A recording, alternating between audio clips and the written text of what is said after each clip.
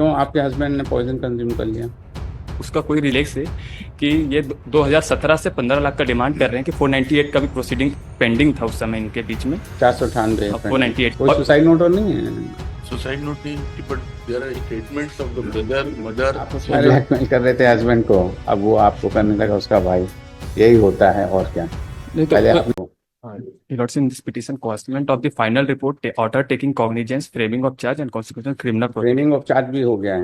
किस ऑफेंस का है भैया? Offense under 306, read with section 34 of the IPC. Petitioner number 1 is a father-in-law and petition number 2 is a wife. The petitioner wife कौन, किसकी wife? Deceased की wife. Deceased की wife। 2016 का marriage हुआ था, 2017 से सेपरेट रह रहे थे। हम्म। इन दी डेट ऑफ इंसिडेंट है 21/12/2020 को इन्होंने पॉइजन कंज्यूम करके। क्यों आपके हस्बैंड ने पॉइजन कंज्यूम कर लिया? उसका कोई रीजन नहीं, कोई सुसाइड नोट नहीं है। After the 1 year, respondent number 2, brother of the deceased, make a complaint that we are demanding 15 lakh as a compromise amount, और ये थोड़ा अनस्टेबल रहते थे इसलिए इन्होंने पॉइजन कंज्यूम किया है आफ्टर 1 इन ईयर 2021। नहीं, और ये क्या आपके हस्बैंड एक साल पहले उसकी डेथ हो गई थी? हाँ, डेथ हो गई थी 21/12/2020 की। अच्छा। और FIR हुआ है 8, उसके अगले दिन मर्ग कायम हो गया था।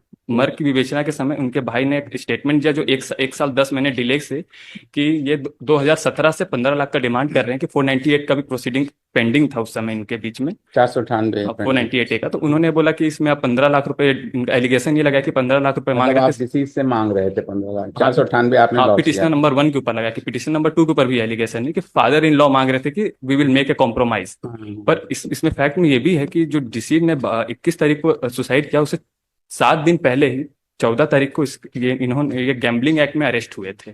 इसके वजह से अच्छा, गैम्बलिंग एक्ट में अरेस्ट हुआ, डिसीज अरेस्ट हुआ था बस तो 7 दिन पहले, 14 तारीख को, घटना के 7 दिन पहले। हाँ। तो इन्होंने साल भर बाद FIR लिखाई है। हाँ, 7 साल।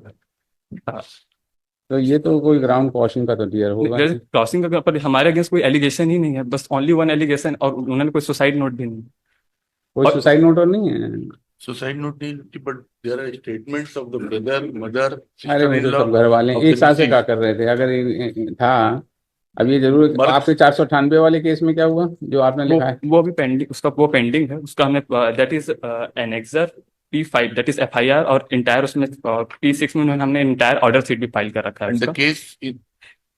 The case with respect to them, it is at the advanced stage. Let's see, page number 112 में भी बयान रिकॉर्ड हो गया? बयान के लिए लगा था चल रहा है 12 तारीख को। बयान हुआ किसी का अभी? नहीं, फिर नहीं हुआ। बयान हुआ। अब हम 2017 से ये लग रहा है हमारे कांटेक्ट, हम उनके कांटेक्ट में भी नहीं थे।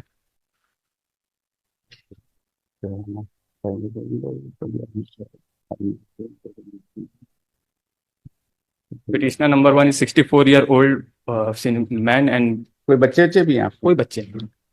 पहले आप उसको ब्लैकमेल कर रहे थे हस्बैंड को, अब वो आपको करने लगा उसका भाई।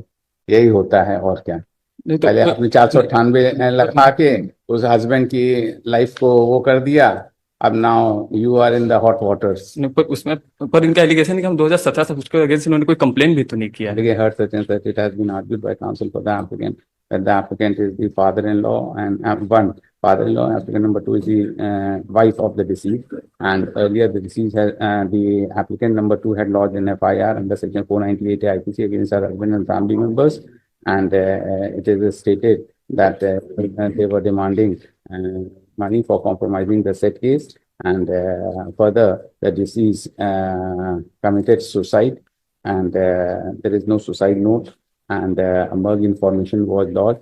The incident had taken place on 21/12/2020. 21/12/2020. And after 1 year of the incident, the present FIR has been lodged by the respondent number 2, who is the brother of the deceased. Elder brother of the deceased, for oblique motive and harassment of the petitioners. ठीक है ना? और issue notice करके stay कर, much further proceeding stay कर।